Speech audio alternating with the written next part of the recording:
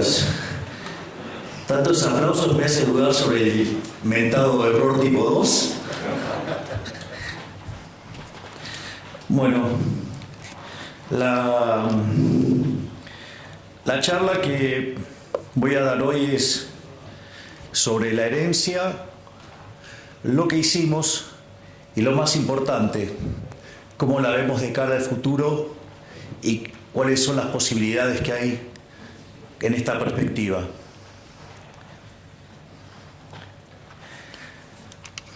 Lo primero que hay que entender es el desastre que recibimos. O sea, más o menos para que tengan una idea. Cuando una economía tiene déficit gemelos por 4 puntos del PBI, eso es una alerta amarilla. 8 es alerta roja y se van a dar una piña de lo lindo. Bueno, nosotros recibimos de herencia 17 puntos del PBI de déficit gemelos. Así es que se darán una idea del tamaño de desafío que teníamos. Esos déficit gemelos tenían un déficit fiscal consolidado de 15 puntos del PBI, donde 5 correspondían al Tesoro Nacional y 10 al Banco Central, donde, como si eso fuera poco, la posición de las LELIQs, que podían ser en 30, 60, 90, 120, 180, 150 y 180 días, la habían pasado todas a pases a un día. Esto quiere decir que al momento en que asumimos, se podría haber cuadruplicado la base monetaria en un día. Digo, para tener órdenes de magnitudes de las dificultades con las que nos encontrábamos. Al mismo tiempo, en materia de dinámica de precios, al existir un tipo de cambio controlado, con una brecha tan grande, la contracara es que existe lo que técnicamente se llama money overhang o sobrante monetario. La magnitud del sobrante monetario en ese momento básicamente era similar a la que teníamos en la previa del Rodrigazo de 1975,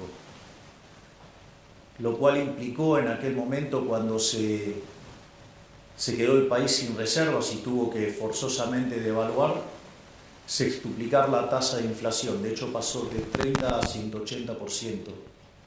Habíamos tenido una experiencia similar en el año 59, también de similar magnitud, y también había implicado una sextuplicación de la tasa de inflación. En aquel momento pasó de 20 a 120.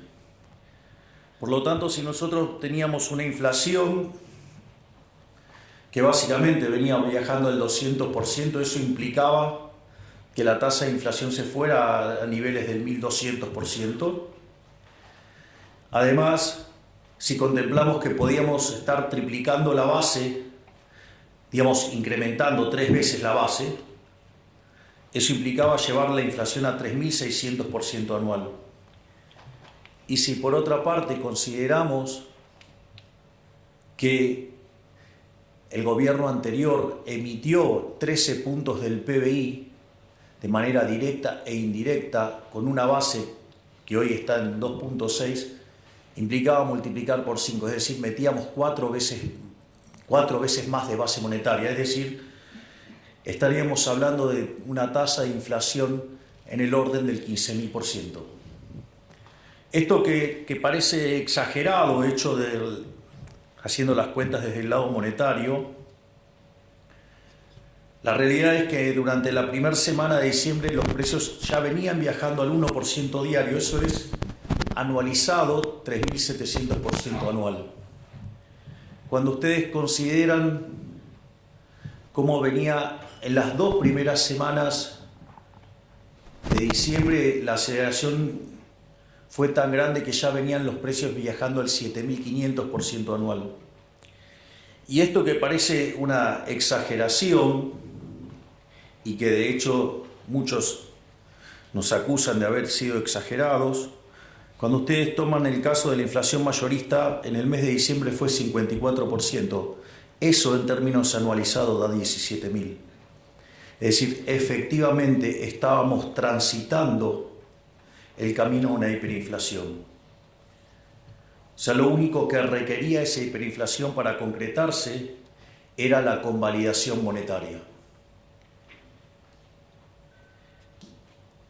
Hay una anécdota muy divertida en un libro maravilloso que se llama El Banco Central, Teoría y Práctica, de un economista que se llama Alan Blinder, que fue uno de los primeros académicos de llegar al Comité de Política Monetaria de la Reserva Federal, que daba clases también en Princeton junto a Bernanke, y cuenta algo que es muy interesante, ¿no? Dice, supongamos que tenemos el banquero central perfecto. Entonces, el banquero central perfecto, supongamos que hiciera control de tasa de interés. Digo, no es el instrumento que a mí me gusta, pero el libro está hecho con ese ejemplo. Y entonces, este banquero central es tan genial que no solo que sabe en cuánto mover la tasa, sino que además acierta a la perfección en los rezagos. Entonces, cuando él ve que se está por acelerar la tasa de inflación, empieza a subir la tasa y entonces logra que la inflación permanezca en el target. Cuando ve que la economía, digamos, está desacelerando y la tasa de inflación se va por debajo, modifica y de vuelta deja la inflación en el target. Es interesante porque en el límite esto podría implicar que moviera la tasa de interés como si fuera un electrocardiograma de alguien que está bien o alguien que esté corriendo, si fuera el caso, y deja constante la tasa de inflación, es decir, el tipo es perfecto. Ahora fíjense que cuando está subiendo la tasa de interés, va a haber un montón que los van a estar criticando porque dicen, ¿a dónde estás viendo la inflación y nos vas a meter en una recesión? Y cuando la baja, dice, vos vas a estar alentando la inflación. Es decir, el tipo hace un trabajo perfecto y ¿qué le va a pasar? Lo van a estar criticando todo el tiempo. Bienvenidos al mundo de la política. Afortunadamente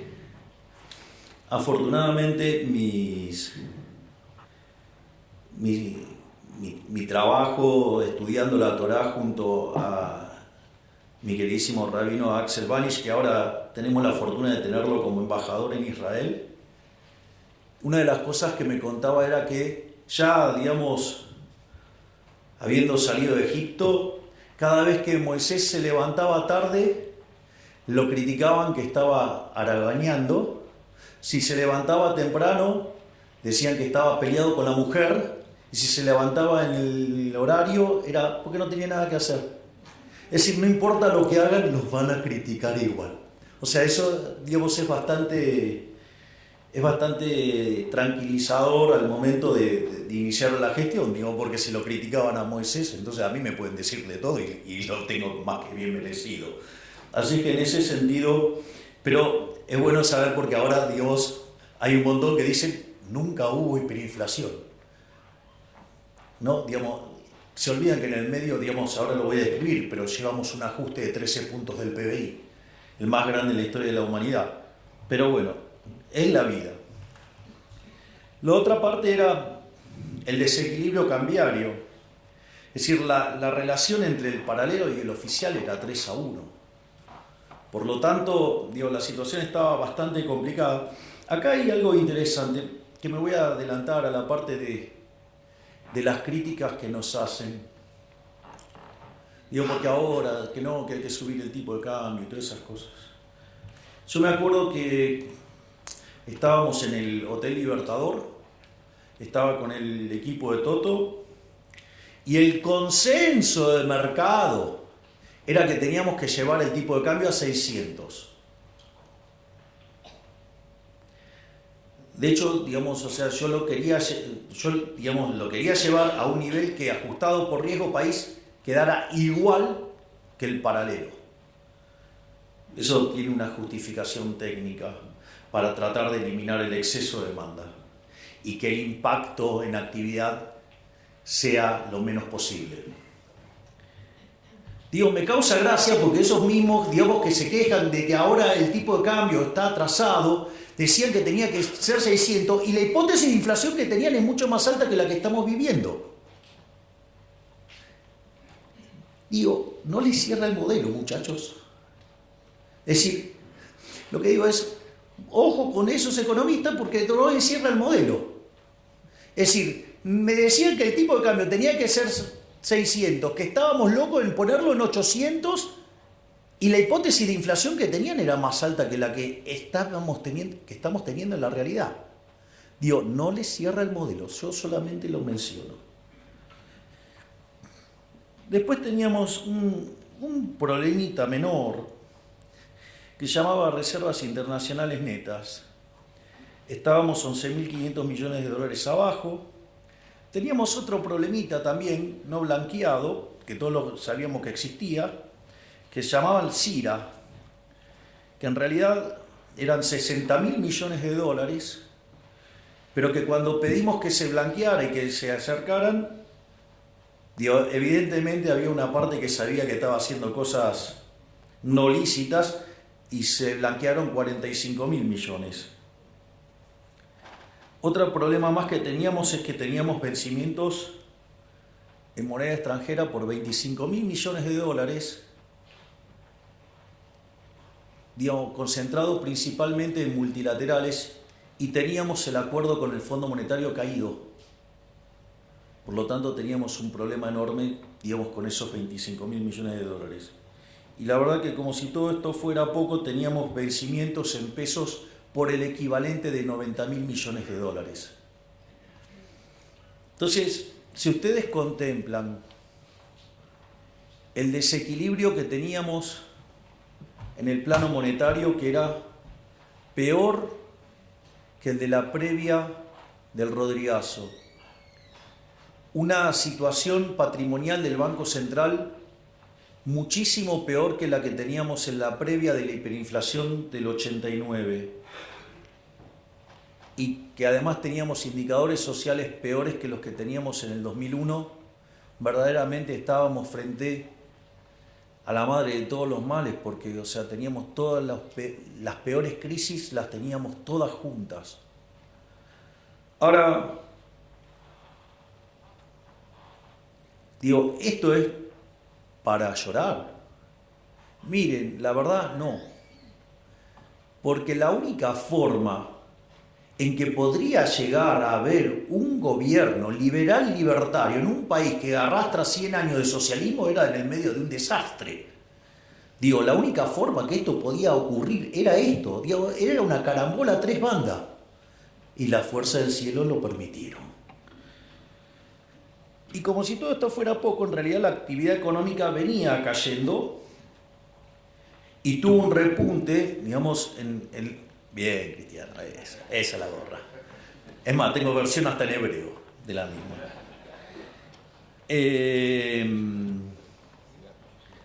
Eso es divertido, de dónde salió esa... Bueno, se la voy a contar porque es divertido.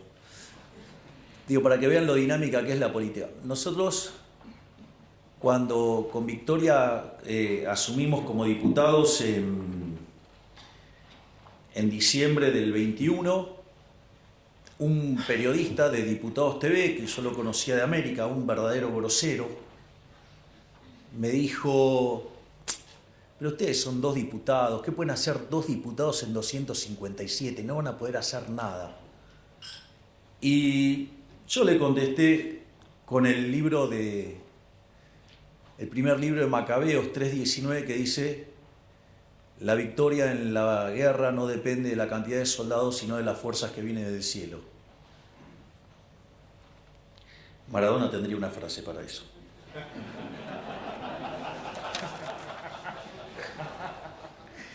Bien. Naturalmente, frente a este desastre que enfrentábamos, o sea, había que tener sin duda un programa de estabilización bien duro y concreto. Esto es divertido porque se la pasaron durante la campaña diciendo que nosotros no teníamos ningún plan, que no teníamos programa económico, que no teníamos nada. Se nos dijeron un montón de cosas. Pero en realidad los únicos que decíamos que era lo que había que hacer éramos nosotros. De hecho, yo hasta había publicado un libro que se llamaba El fin de la inflación, donde si lo leen, digo, van a encontrar que está todo contado ahí. Digo, y no dije que lo iba a hacer, además lo estoy haciendo. Eso es más divertido todavía. Entonces, la primera pregunta era, ¿shock o gradualismo? La verdad es que cuando ustedes repasan la historia argentina, todos los programas de shock, salvo el del 59, no solo lograron bajar la inflación, sino que además fueron expansivos.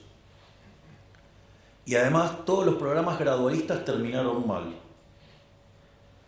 Lo otro era, para hacer gradualismo hay que tener tiempo. ¿Ustedes creen que yo tenía tiempo si tenía la posibilidad de triplicar la base monetaria en un día? Cuadruplicar la base monetaria en un día. No, no había tiempo. Pero como si todo esto fuera poco, si ustedes quieren hacer gradualismo, además requiere eso de que ustedes tengan financiamiento. Y Argentina no tenía financiamiento, si tenía caído el acuerdo con el Fondo Monetario Internacional. En ese sentido, digamos, la verdad que no había otra alternativa que el shock. Además, yo considero que la única salida es el shock. Eso, digamos, también tiene una explicación. Entonces, en función de esto, nosotros implementamos un programa de estabilización hiperortodoxo bien duro. Digo, al margen de la cantidad de cosas que digan, digamos,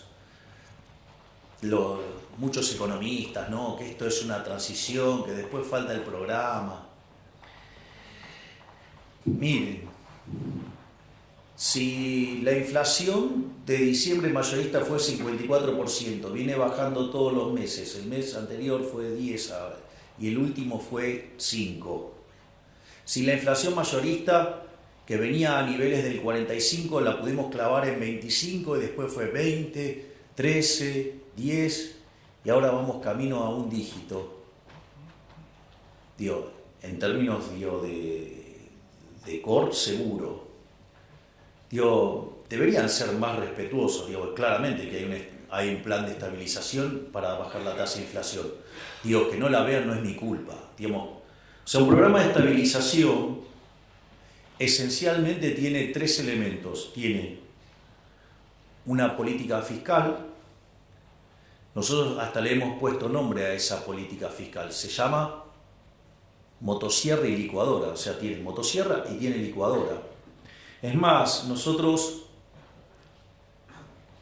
muchos de los que nos critican de la calidad del ajuste, a mí me causa gracia porque decían que hacer un ajuste de más de un punto del PBI era imposible. Y nosotros apuntábamos a que en el año 2024 tengamos déficit cero.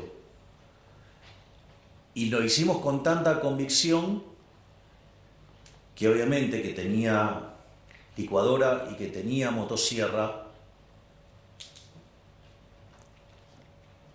Y después creíamos que lo íbamos a poder lograr en el primer trimestre. Y lo logramos en el primer mes. O sea, enero tuvimos déficit financiero nulo. De hecho, nos criticaron y dijeron que en febrero hasta nos explotaba el déficit primario. Nuevamente, déficit cero. Y les voy avisando que el día 22 voy a estar anunciando los números. Vamos a estar haciendo una cadena nacional, donde además vamos a estar anunciando los números fiscales. Y les aviso que el primer trimestre del año terminó con resultado financiero positivo. Es decir, con lo cual, digamos, a todos esos analistas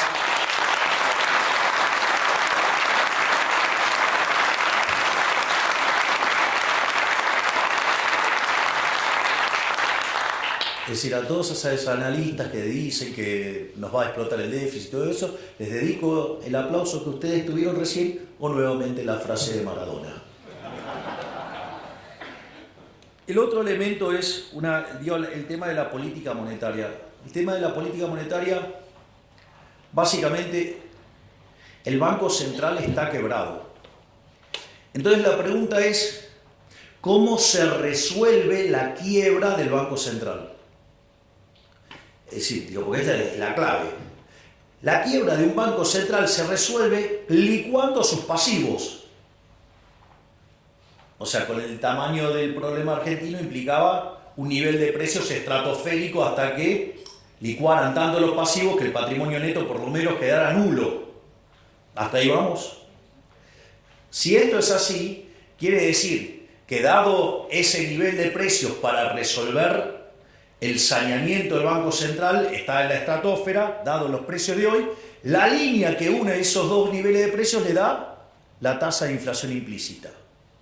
Por lo tanto, era fundamental sanear el Banco Central ¿para qué? Para que ese nivel de precios estratosférico que dejaba nulo el patrimonio del Banco Central fuera bajando. Y en la medida que ese nivel de precio bajara, por lo tanto, la tasa de inflación esperada tiene que bajar.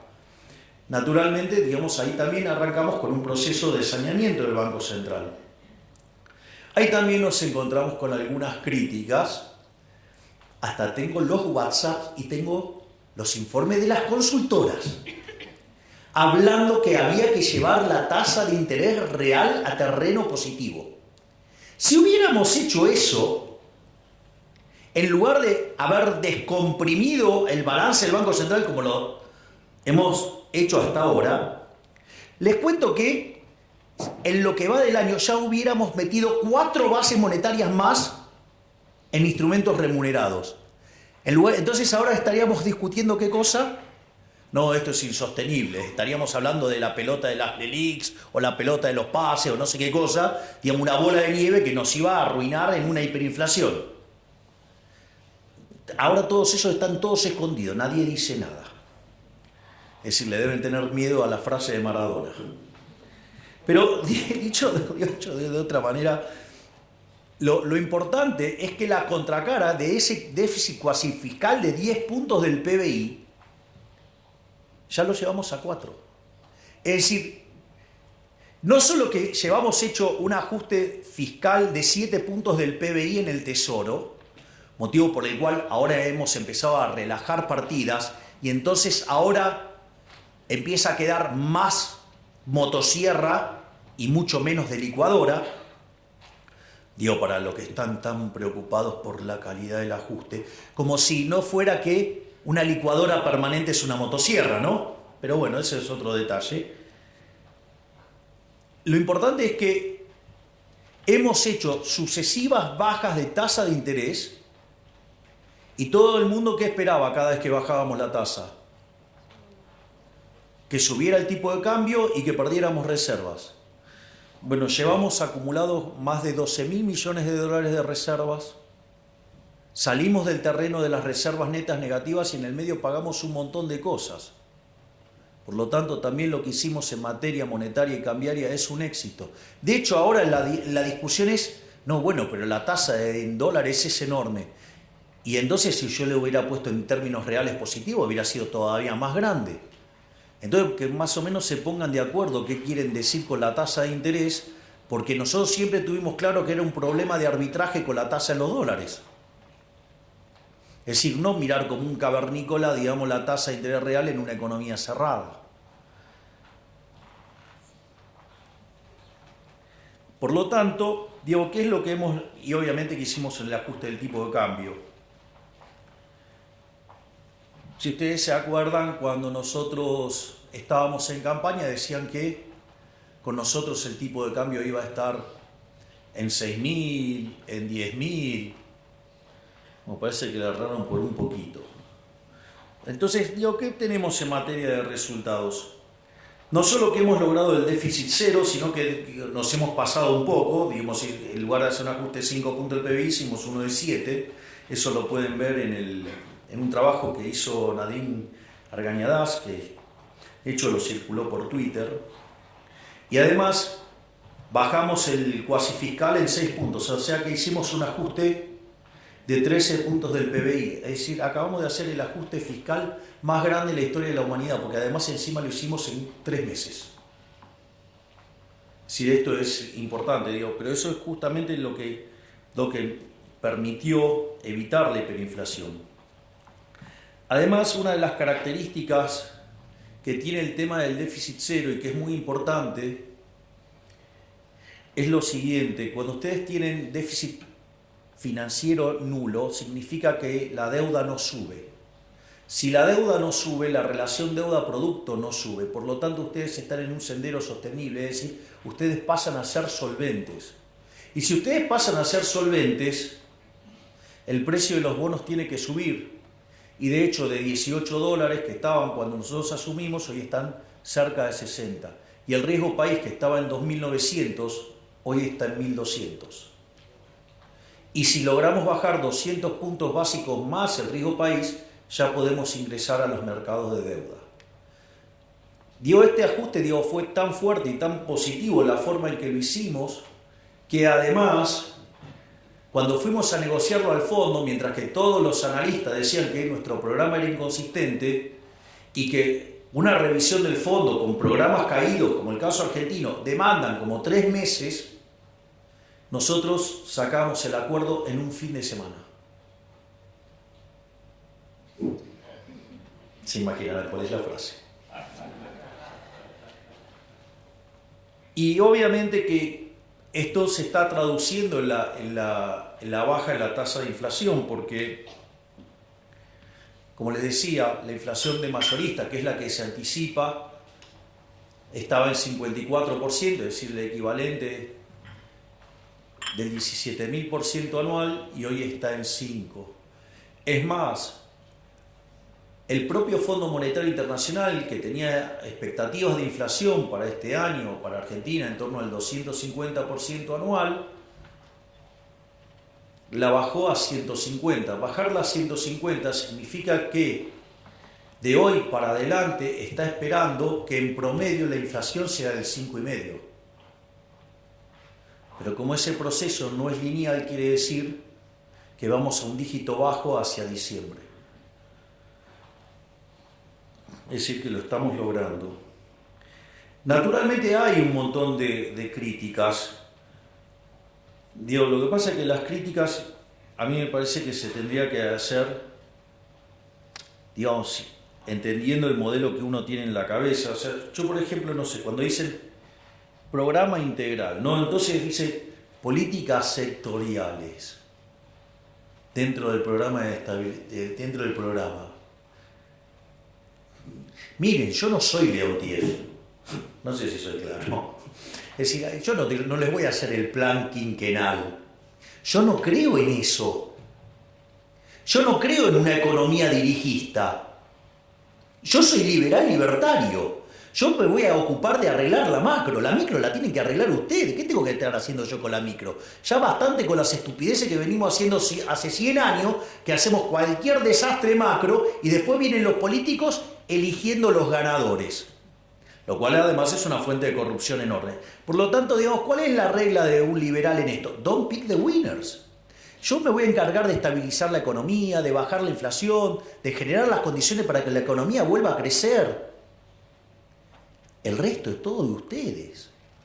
Es decir, el que mejor esto lo explica es Claudio Suchovicki. Tiene un ejemplo fabuloso. ¿Milei se va a ocupar de la inflación? Sí. ¿Se va a ocupar de déficit fiscal? Sí. ¿Se va a ocupar de la cuestión cambiaria? Sí. ¿Se va a ocupar de limpiar el balance del Banco Central? Sí. ¿Se va a encargar de su negocio de pizzería? No. Usted tiene 2 pizzerías, una le va bien, otra le va mal. Tiene el mismo contexto internacional, tiene la misma macro. Yo no me voy a ocupar de la pizzería, eso es un problema micro, eso lo tienen que resolver ustedes. ¿Qué tengo que estar haciendo yo metiéndome en el negocio de cada uno de ustedes? No se puede ser tan fatalmente arrogante.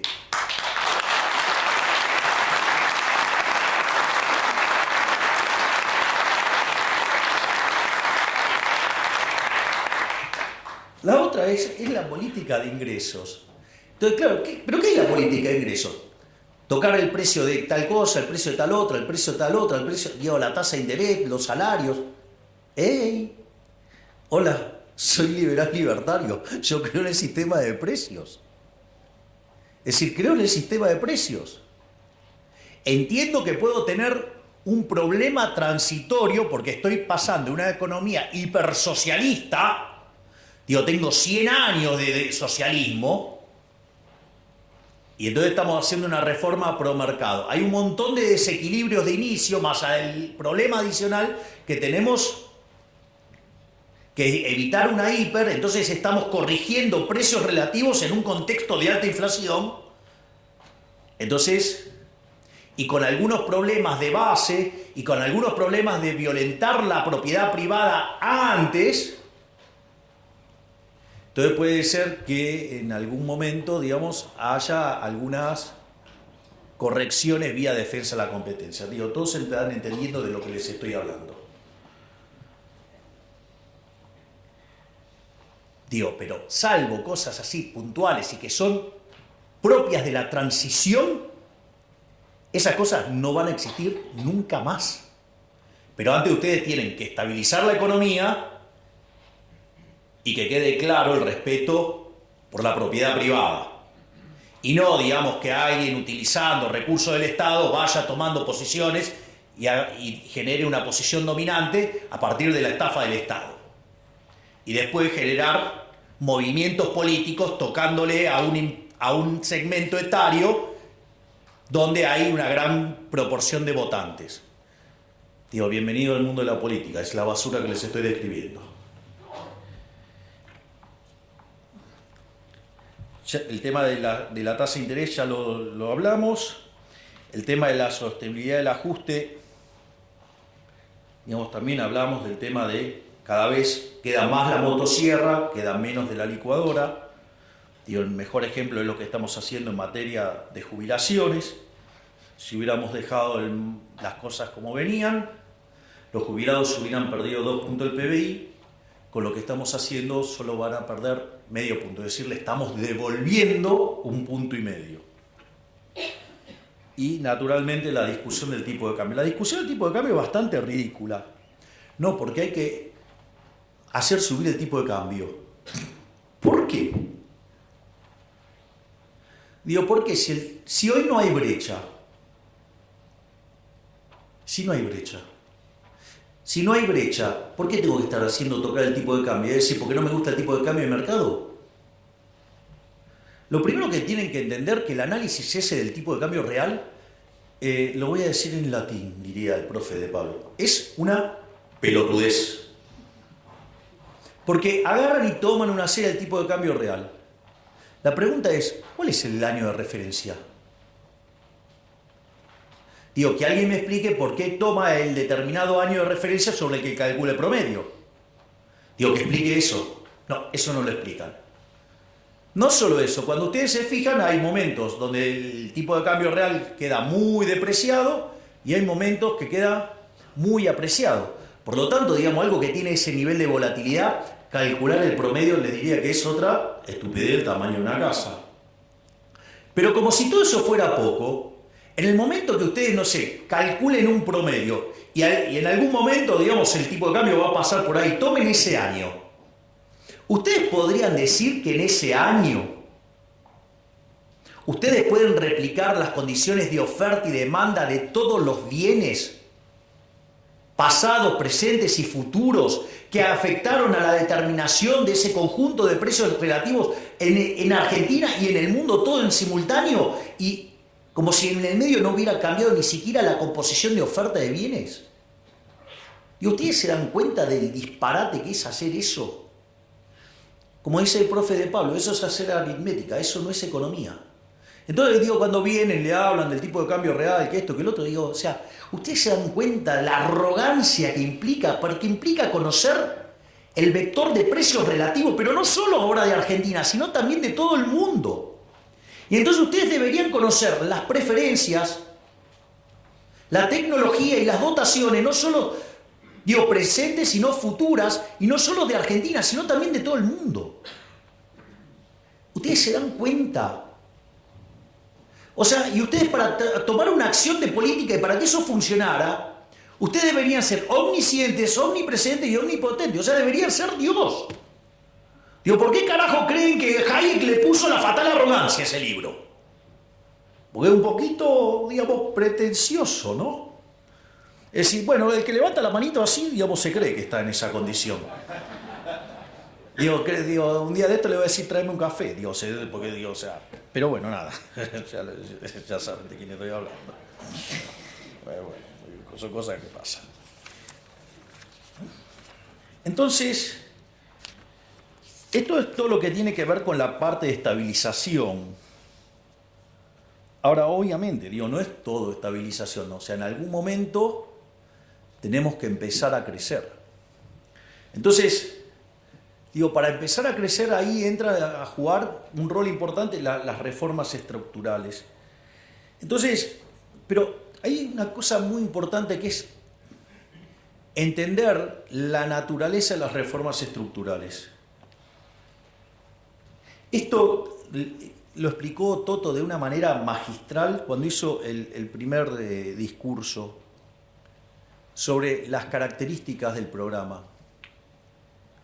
En ese discurso, digo, él lo explicó a la perfección y es, si ustedes se fijan, todo el entramado regulatorio y de restricciones y todas las porquerías que tenemos y el entramado legal son consecuencias de ir sobre los efectos y no sobre las causas. Es decir, la causa del problema es siempre la misma. Ustedes toman los últimos 123 años de historia de Argentina, Argentina tuvo déficit fiscal durante 113. Ustedes, Argentina, desde el año 1901 hasta hoy tuvo 22 crisis. 20 tienen origen fiscal, que tienen o déficit fiscal alto o extravagantemente alto. Por lo tanto, digo, el problema central es el déficit fiscal. Entonces, por ejemplo, no sé, ustedes tienen déficit fiscal, lo financian con emisión monetaria. Entonces, ¿qué es lo que pasa? En algún momento se le deteriora, o sea, entonces sostienen el tipo de cambio, ¿no? Entonces tratan de anclar con el tipo de cambio. Cuando ustedes hacen eso, ¿qué les pasa? Pierden reservas. Entonces aparece la ley penal cambiaria, ¿para qué? Para que ustedes no puedan comprar dólares. Digo, en lugar de arreglar la causa, que es el déficit fiscal, como los políticos no quieren tocar la de ellos, ayer quedó bien claro eso, que la de ellos no se toca, Macri diría, la mía está. Ayer fue un claro ejemplo, la mía está. Por suerte los argentinos están reaccionando. Entonces, en ese contexto, ustedes se encuentran con esa situación. O, por ejemplo, financian el déficit con la emisión monetaria, generan deuda. Emisión monetaria, generan inflación. Entonces empieza a haber inflación. ¿Qué hacen? Controles de precios. Ejemplo, la ley de góndolas. ¿Sí? Ahora, ¿qué pasa cuando ustedes controlan precios? Aparece el desabastecimiento. Entonces, ¿cómo contesta la política? Con la ley de desabastecimiento. Es decir, se le van los dólares, entonces ponen controles de capitales. Y entonces el que fuga, digamos, ya es un delincuente. Es un héroe. El que fuga es un héroe. Digo, logró escaparse de la garra del Estado. No, ustedes se ríen, pero digo, yo lo veo así. Digamos, o sea, digo, ¿qué le recomendarías a tu cliente? Digo, yo ahora me pongo el traje de economista. Digo, compra dólares. ¿No? Digo, bueno, digo, eso después se figura como fuga. Y la verdad es que si lo compran en negro, mejor. Porque así no tienen que pagar un montón de impuestos estúpidos que hay. Digo, ¿todo para qué? Para financiar a los que se levantan la manito y al que le hace de querusa, digamos, para financiar a esos inútiles.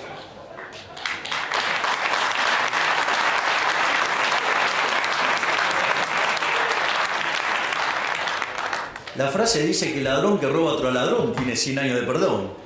Digo, con lo que han robado los políticos argentinos tenemos la eternidad ganada. Entonces, la realidad es que cuando ustedes se fijan, nuestro programa económico que tiene, digamos, la pata fiscal, la pata monetaria y la pata cambiaria, donde hay un ancla nominal, no es que no hay ancla nominal. Esa es otra estupidez que decían. No, acá no hay ancla nominal.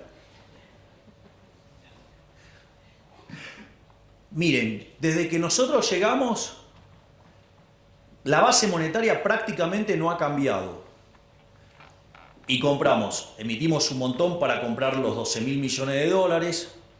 Nos habían dejado un regalito que se llamaban unos puts en el Banco Central que nos dispara emisión endógena. Estaban los pasivos remunerados. ¿Y con qué compensamos? Compensamos con BOPREAL y compensamos con resultado fiscal. Y eso hace que la base monetaria no cambie. Hoy tenemos reservas internacionales netas nulas y tenemos la misma base monetaria. Ese es el ancla. El ancla es la cantidad de dinero. Es más, si ustedes se fijan que siempre se los queja se los tacha de muy agresivos al fondo con el tema a la velocidad que puede bajar la inflación, reconocieron que la estamos bajando más rápido. Es más, algunas críticas me resultan bastante graciosas entre el tipo de cambio y la inflación, porque durante la convertibilidad, que tardó 20 meses en estabilizarse la tasa de inflación hasta ser un país serio en términos de inflación con el tipo de cambio fijo, hoy la tasa de inflación baja mucho más rápido que durante la convertibilidad. Y eso tiene una explicación. Porque ustedes durante la convertibilidad tenían dinero endógeno. El dinero endógeno asociado al aumento de la demanda de dinero. Cuando ustedes querían demandar pesos, ¿qué hacían? Entregaban dólares y el Banco Central les daba pesos, ¿sí? Entonces el aumento de la demanda de dinero tenía como contrapartida, ¿qué cosa? Un aumento de la oferta de dinero. Y eso hace que entonces ustedes dejaban el mercado de dinero todo el tiempo en equilibrio y lo único que restaba era ¿qué? La readecuación de los precios relativos por los dos quilombos hiperinflacionarios anteriores, ¿no? Digamos, la hiper de Alfonsín y la hiper de Menem. Entonces, cuando se terminaron de corregir todos esos problemas de precios relativos, la inflación desapareció. Porque ustedes mantenían en equilibrio el mercado monetario. Nosotros también mantenemos el equilibrio del mercado monetario, pero sin emitir. Con lo cual, todos los aumentos de demanda de pesos van contra ¿qué? Contra caída en el mercado de bienes. Por lo tanto, el nivel al cual la tasa de inflación baja es muchísimo más rápido. Ahí está la explicación. No era tan difícil. Solo lo único que hay es poner un poquito de cabeza. Entonces, para enfrentar esto, nosotros enviamos el programa de reformas más ambicioso de la historia argentina. Mandamos 1000 reformas en 2 instrumentos. 1/3 en el DNU, 2/3 en la ley bases. El DNU todavía sigue en pie, pero ¿cuál es la característica de estos instrumentos? Tiene 3 elementos. El primero, que a diferencia de todos los DNU que hubo en Argentina, donde todos avanzaron sobre las libertades individuales, sobre la propiedad privada, esta es la primera vez que devuelve libertades, o sea, le devuelve libertad a los ciudadanos. Hace un respeto furioso de la propiedad privada, promueve estructuras de mercado más competitivas. Eso sí, tiene un defecto enorme, tanto el DNU como la ley bases. Un defecto tremendo. Va contra el curro de los políticos. Eso se vio con claridad lo que hicieron, cuando lo voltearon en la Cámara de Senadores.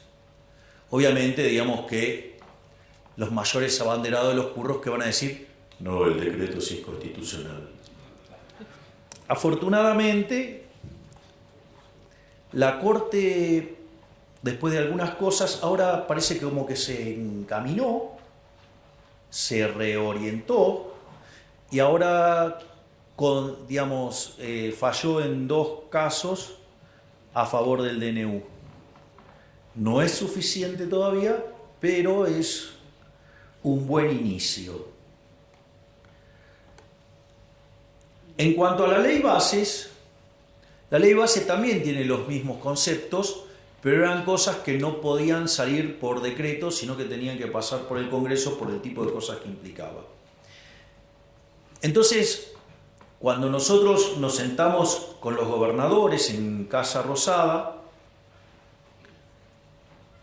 una de las cosas que yo le propuse a los gobernadores era arreglarles el problema fiscal que tenían. Y eso estaba en el capítulo 4 de la ley de bases. Ahora, ¿qué es lo que sucede? Los gobernadores, en lugar de entender eso como un acto de buena voluntad, lo entendieron como un signo de debilidad.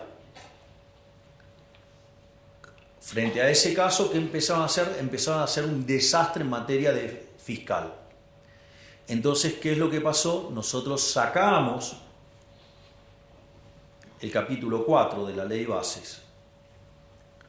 ¿Cómo lo leyó el círculo rojo, que cada día está más analógico? Esta es una derrota de Milei. Salió Toto y explicó, bueno, si ustedes no quieren dejar el capítulo 4 como estaba y hacen un desastre fiscal como el que están haciendo para que nos peguemos la piña de acá a 6 meses, nosotros levantamos el capítulo 4. Pero si nosotros levantamos el capítulo 4, ustedes van a terminar haciendo un ajuste fiscal más grande que el que están dispuestos a hacer. Ahora volvió la ley de bases. Adivinen qué tiene. El mismo capítulo 4. ¿Quién ganó? Digo, tengan cuidado con estos muchachos que están muy analógicos, que no, parece que no entienden bien cómo funciona la política. No solo eso, sino que además, después pasó el resto de la ley de bases, fue aprobada, y después la empezaron a desguazar. Qué interesante, porque los fondos fiduciarios tenían más de 20 años, se enteraron ahora que existían. Cuando digo, teníamos todos los campeones del republicanismo, de la anticorrupción y todo, digo, pero nunca pasó nada con eso. Se descubrió ahora, como todas las cosas que estamos descubriendo todo el tiempo desde el Ministerio de Capital Humano, ¿no? Donde, digamos, por ejemplo, hemos encontrado que la mitad de los que recibían fondos, digamos, los comedores no existían, eran comedores fantasma. O comedores que decían que tenían capacidad para que recibían a 500 personas, en realidad recibían 50. O los que pedían los bolsones de comida y que no querían que se dejara constancia de los DNI de los que recibían esos bolsones. O no solo eso, sino que además cuando recibían los bolsones cotizaban una calidad extra premium y cuando, no sé, ustedes ponían los fideos se deshacían al momento de tirarlo al agua. Miren todas las cosas que hemos encontrado. O el pochoclero que me llamaba Semana Santa, se cae entre marzo y abril. Claro, porque estaba esperando que entre marzo y abril le pudiera llegar a entrar la causa de los guardapolvos a la mujer. Interesante todo lo que estamos encontrando. Y cómo, digamos, se abusan, digamos, de los más vulnerables para esto. Es más, fíjense, uno de los grandes triunfos que nosotros tuvimos, lo primero que recibimos fue una crítica. Digo, yo recuerdo que todo el mundo se ha pasado pataleando contra el tema de los gerentes de la pobreza. Una de las cosas maravillosas que hizo la ministra Petovelo, nosotros teniendo conciencia de que la parte más complicada iba a ser entre la primera parte del año, cuando estuviera operando a full el ajuste fiscal, porque íbamos a estar generando ahorro sin contrapartida de inversión y eso iba a hacer caer la actividad económica, el empleo, los salarios reales, iba a haber más pobres y más indigentes, porque sincerar la economía no es gratis. Es decir, 20 años de populismo no es gratis. O sea, sobre el final del gobierno de Menem, digamos, el salario promedio era de $1.800. Ustedes lo ajustan a hoy, son $3.000. Cuando nosotros asumimos estaba en 300. Es decir, digamos, se había perdido 90% de los ingresos en dólares. No es que las tarifas son caras y todas esas cosas. El problema es que somos tan miserables, tan pobres, que no podemos pagar ni siquiera las subsidiadas. Es decir, el problema no es un problema de cuánto está la tarifa, el problema es de cómo nos destruyeron los ingresos los populistas. Pero, digamos, se la pasaban haciendo gala de keynesianismo. No, hay que consumir. Claro, hay que consumir implica que ahorran menos. Si ahorran menos, invierten menos. Invierten menos, digamos, no aumenta el stock de capital per cápita, no aumenta la productividad, no aumentan los salarios. Bienvenidos, somos pobres. Entonces, Digo, no es gratis, no es gratis, o sea, no es gratis. O sea, 20 y pico de años de populismo no es gratis.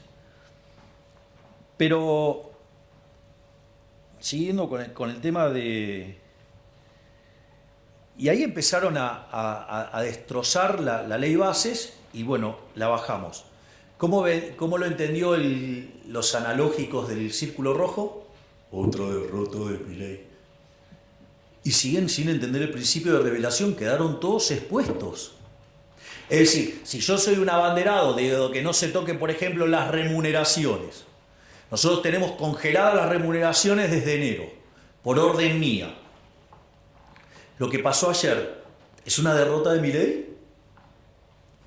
Es un triunfo bárbaro, digo, los vamos a arrasar en el 2025. Digo, la gente le está sacando la careta a estos delincuentes que lo único que les importa es estar en política para afanar.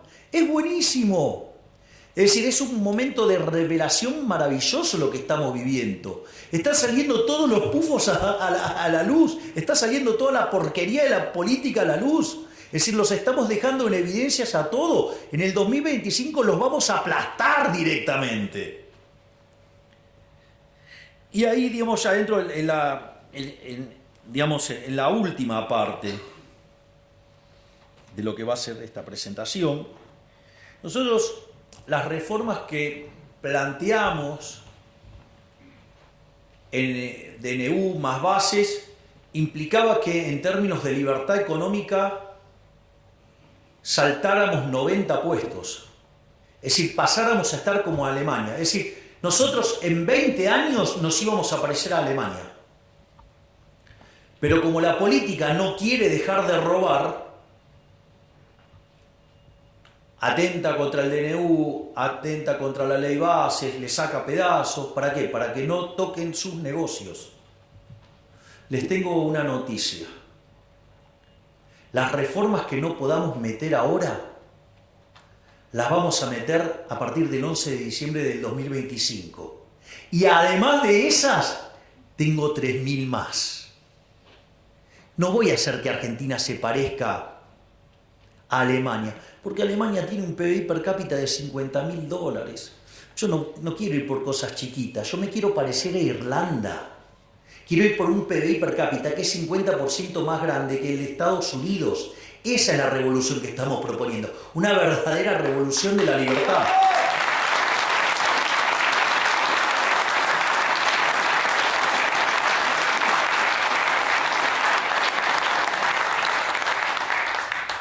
Y en ese sentido,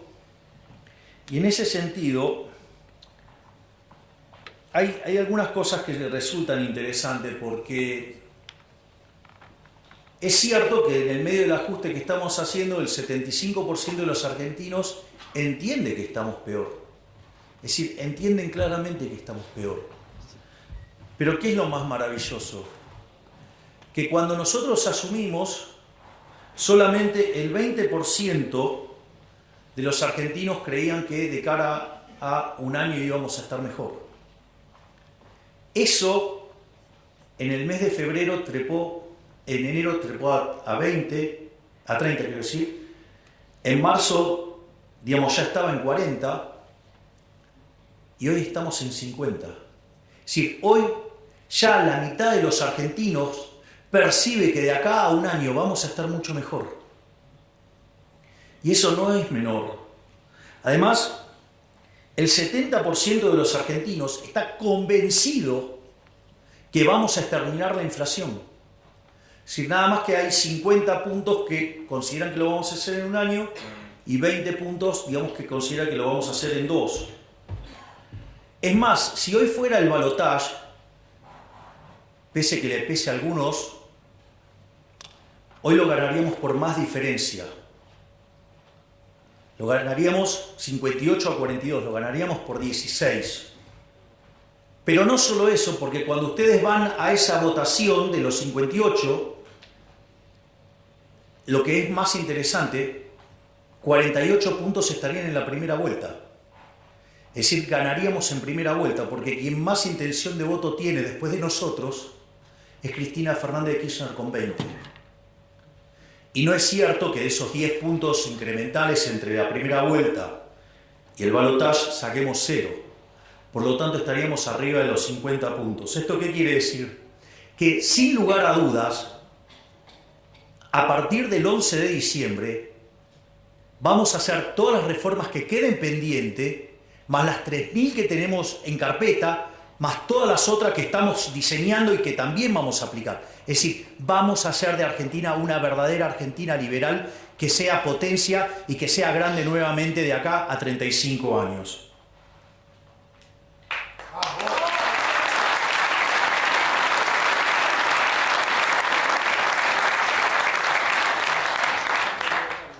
Y finalmente, digo, la pregunta es ¿cómo? ¿No? Porque digo, o sea, con solo, digo, parece casi fundamentalista, digamos, el tema de con que solo, digamos, si yo le digo subimos en libertad económica va a ocurrir, o sea, digo,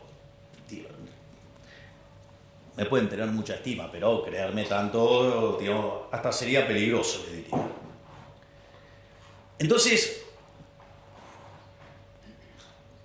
el punto es cómo es todo el proceso. Miren, la primera parte es rebote. La primera parte es rebote. De hecho, fíjense que cada vez son más los analistas que están viendo una V corta. Esa V corta tiene, ya había aparecido un indicador que pareció raro, que para febrero el desestacionalizado de Orlando Ferrés había dado positivo. Pero claramente es un indicador, el desestacionalizado, que tiene mucha inestabilidad en la punta. Entonces hay que tomárselo con mucho cuidado eso. No solo eso, cuando ustedes empiezan, ahora salió el índice líder, digamos, de la Ditela, que anticipa, digamos, la evolución de la actividad y dio positivo. Cuando ustedes miran minería, viene para arriba. Cuando miran oil and gas, viene para arriba. Cuando miran el campo, viene para arriba. Es decir, cada vez tenemos más indicios de que esto está rebotando y levantando. No solo eso, sino que además ustedes tienen algunas cuestiones adicionales. Y es que donde se notaron las caídas más fuertes, digamos, el recorte se está dando en B de manera violenta. No sé, ejemplo, CAME, las ventas, digamos, pegó un rebote fuerte. No solo eso, sino, digamos, que la brutal caída del riesgo país, eso, cuando ustedes miran empíricamente, cada vez que el riesgo país se desploma, digamos, la actividad rebota fuertemente. Pero no solo eso. Además, hay otro elemento fundamental, y es, aun cuando no hiciéramos ninguna de las reformas estructurales,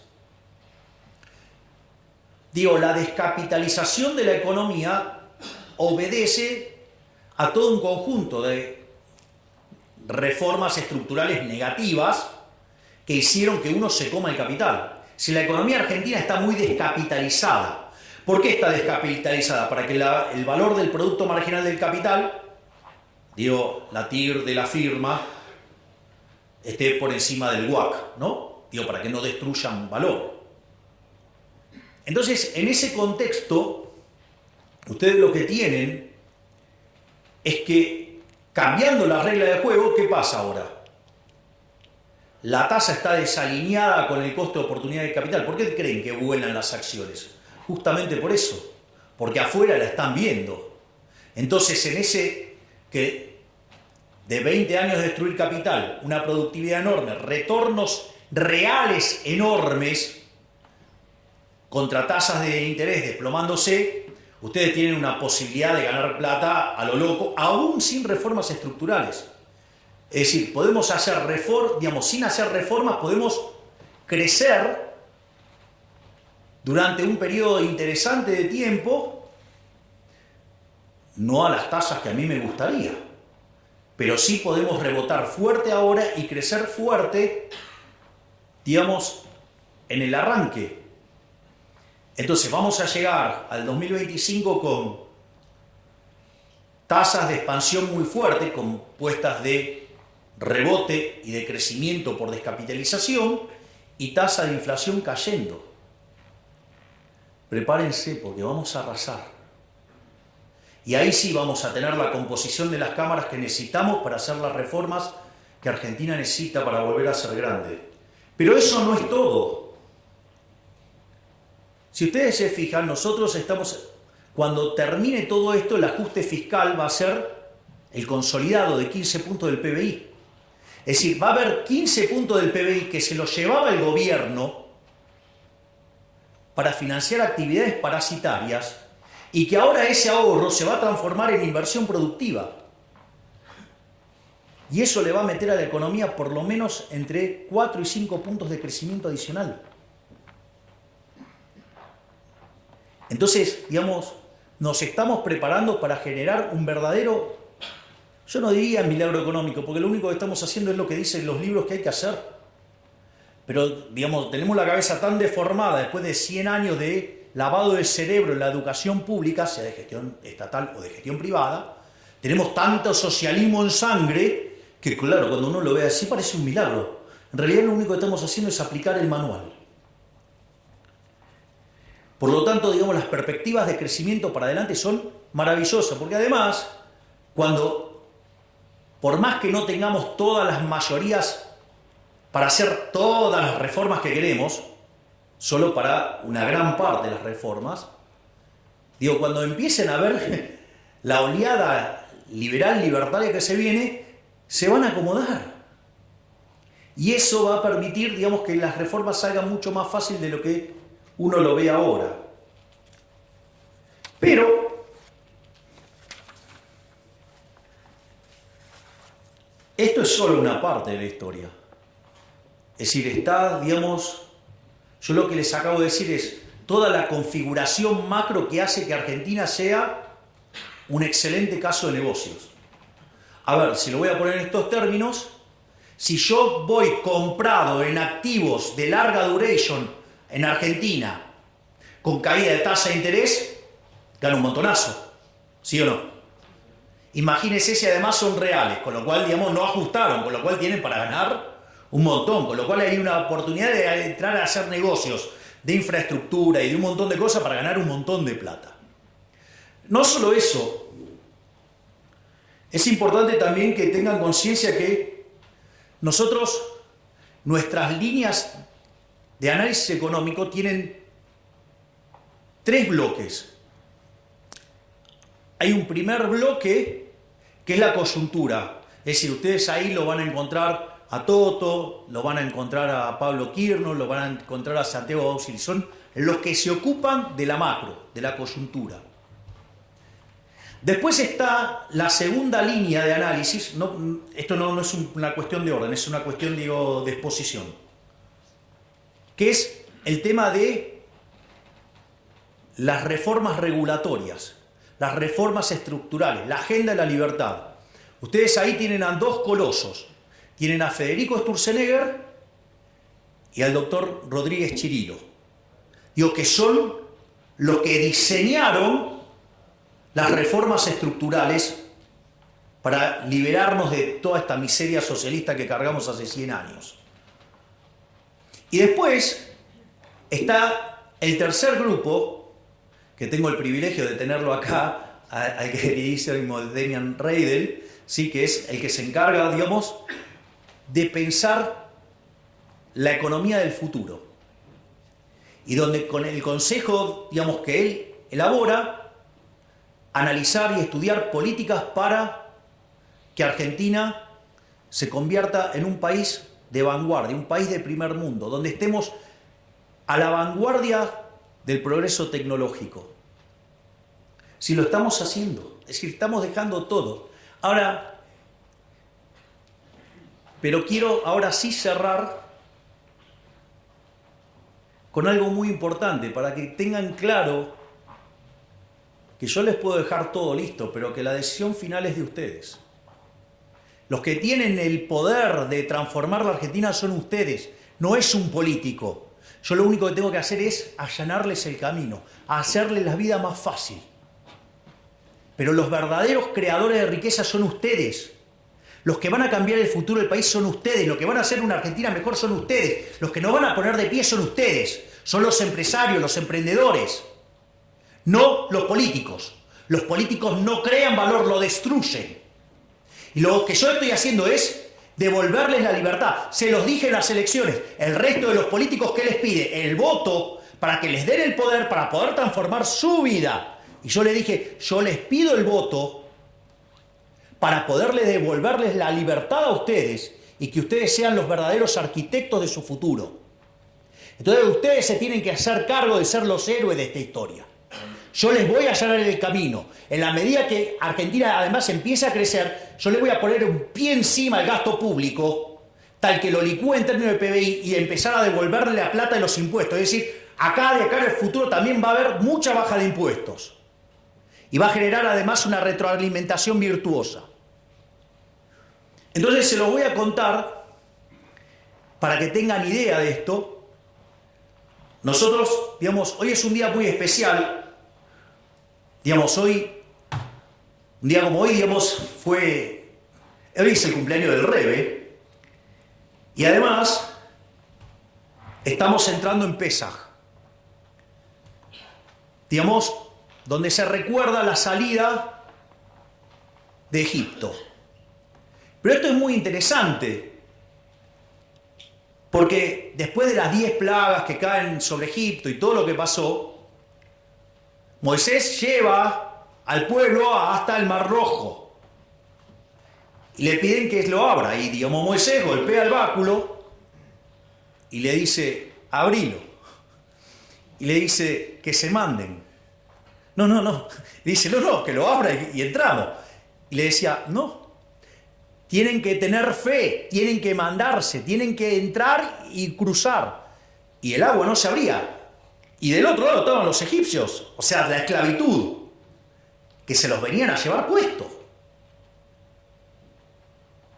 Y ahí, cuando Nachshon, el príncipe heredero, se lanza y cree y confía, se abren las aguas y ahí se da la liberación final. ¿Qué quiere decir eso?